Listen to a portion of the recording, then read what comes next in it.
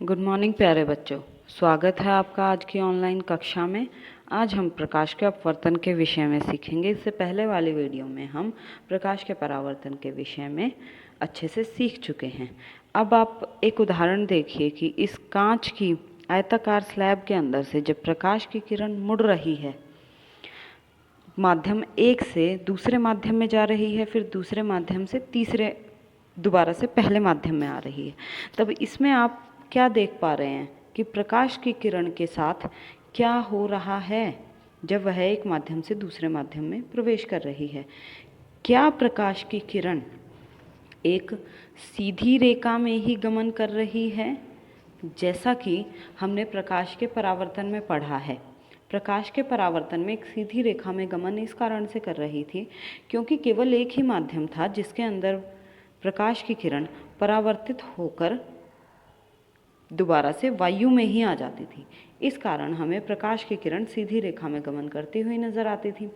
लेकिन अगर हम ये उदाहरण देखें, इसमें हमें मुड़ी हुई नज़र आ रही है, मतलब अपनी दिशा बदल लेती है प्रकाश की किरण।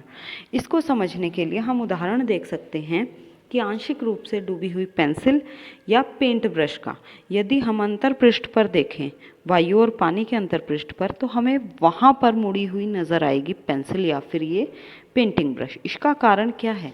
इसका कारण है कि जो प्रकाश की किरण हमारी आँखों तक पहुँच रही है वो पेंसिल के बाहर वाले भाग से, बाहर वाला भाग कौन सा? जो पानी के बाहर वाला भाग है उससे आ रहा है एक प्रकाश, और दूसरा प्रकाश कहाँ से आ रहा है? पेंसिल के उस भाग से जो पानी में डूबा हुआ है। तो यहाँ पे सभी बच्चों को समझ में आना चाहिए, आँखों में आने वाला प्रकाश भिन्न भिन्न दिशाओं से आता हुआ प्रतीत हो रहा है।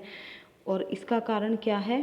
क्योंकि दो भिन्न भिन्न माध्यम हैं, एक माध्यम है वायु और एक माध्यम है जल, और दोनों माध्यमों में जो प्रकाश की किरण है उसकी गति भिन्न भिन्न है।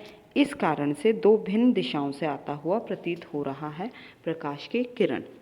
अब देखिए एक उदाहरण, एक प्लास्टिक की स्ट्रॉ को पानी और तेल में रखा गया है, तो हम यहाँ पे क्या देख पाते हैं कि समान रूप से मुड़ी हुई नहीं है स्ट्रॉ, जबकि एक ही प्रकार की स्ट्रॉ है, केवल माध्यमों में अंतर है।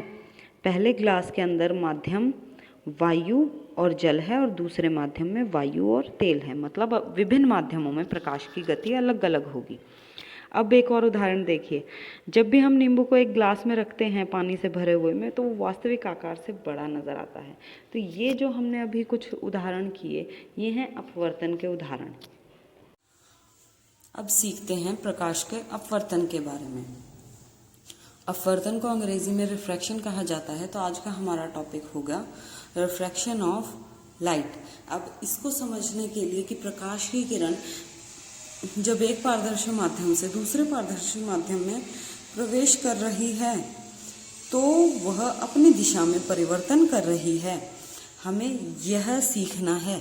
तो सबसे पहले हमें इस डायग्राम को अच्छे से समझ लेना है सभी बच्चों को। इसके अंदर हम क्या देखेंगे? सबसे पहले मोटी मोटी चीज़ें, जैसे ABDC क्या है? एक आयताकार स्लैब, कांच की बनी हुई, कांच की एक सिल्ली है जिसका आकार आयत के रूप में है। उसके बाद जो किरण गमन करेगी वो दो माध्यमों में गमन करेगी, एक वायु में जो हमारा पहला माध्यम रहेगा और कांच जो हमारा दूसरा माध्यम रहेगा। इसके अलावा सभी बच्चों को नोटेशंस समझ लेनी है। ये जो EP है यह है आपतित किरण, O डैश है अपवर्तित किरण, OH है निर्गत किरण। अब इसके अलावा AB है अंतरपृष्ठ, कौन कौन से माध्यमों का? वायु और कांच का। और इसके बाद जो CD है वो है अंतरपृष्ठ, कौन कौन से माध्यमों का? कांच का और वायु का। तो दो अंतरपृष्ठ इसके अंदर रहेंगे।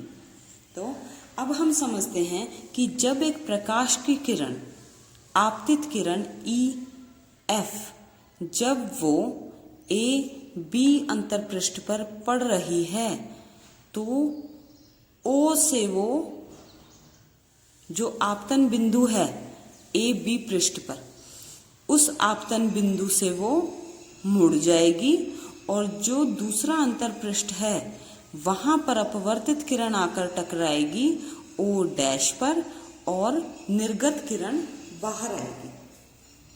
अब हमें क्या चीज देखनी है यहाँ पे कि ओ पॉइंट के ऊपर एन डैश अभिलंब है और ओ डैश के ऊपर एम डैश अभिलंब है। ये बात सबसे पहले देखनी है। और जैसे कि हमने परावर्तन के नियम में पढ़ा था कि जो आई है कोण वो सदैव आर के बराबर होगा, यहाँ पर भी दोनों कोण होंगे लेकिन दोनों का मान एक जैसा नहीं होगा। और इसका कारण भी अभी हम समझेंगे, क्योंकि परावर्तन में हमने देखा कि परावर्तन में केवल एक ही माध्यम में प्रकाश की किरण थी, तो जिसके कारण वायु के अंदर किसी भी प्रकार की गति का कोई परिवर्तन नहीं होता। लेकिन जब प्रकाश की किरण वायु से कांच में आ रही है, इसका मतलब क्या है, वायु कैसा माध्यम है, वायु एक विरल माध्यम है। विरल माध्यम से कांच एक सघन माध्यम है। जब विरल माध्यम से सघन माध्यम में प्रकाश की किरण प्रवेश करेगी तो वह अभिलंब की ओर मुड़ेगी। तो हम यहाँ पे देख सकते हैं जो एंगल R1 है वो I1 से परिमाण में कम है। इसका मतलब क्या है, एंगल I1 ज्यादा होगा एंगल R1 से। तो हम यहाँ से देख सकते हैं कि ये जो अपवर्तित किरण है ये इस अभिलंब की तरफ मुड़ी हुई हमें नजर आएगी। तो चलिए ये भाग हमें समझ में आ गया। अब हम आते हैं अगले भाग पर, हम दूसरे अंतरपृष्ठ पर आते हैं जो है CD। यहाँ पे हम क्या देख पा रहे हैं, ये जो अपवर्तित किरण है जब वो O डैश पर आकर टकराती है तब वो इस दिशा में बाहर आ गई।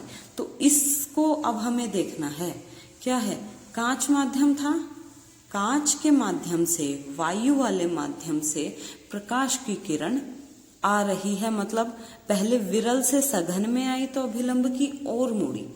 तो अब जब सघन से विरल माध्यम में दोबारा जाएगी तो बिल्कुल इसका उल्टा होगा, अभिलंब से दूर मुड़ेगी जो प्रकाश की किरण होगी, निर्गत किरण।